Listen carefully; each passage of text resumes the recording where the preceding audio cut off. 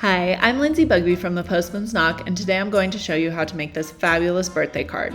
You're going to start by moistening the card with plain water in the area that you want to add watercolor to, and then you'll use a paintbrush to dab pre-moistened watercolors onto that area. So you'll want to make sure that you stick with one section at a time. You're not going to do the entire border because your water would dry before you could do that.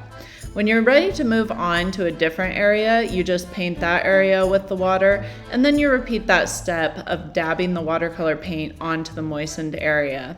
You're going to continue to add the water and then watercolor paint, and you're going to make your way around the card to make a border. You can see that I am joining the border here. It's not exact, but the inside is roughly an oval. And don't worry about excess paint because we will take care of that very shortly. I'll show you how. No matter what though, your card is going to bubble up a little bit from all that moisture, and that is okay. You can just fix that by flattening it under a book once it has dried. All right, so at this point you can use a blunt art syringe to suck the extra water off of the card.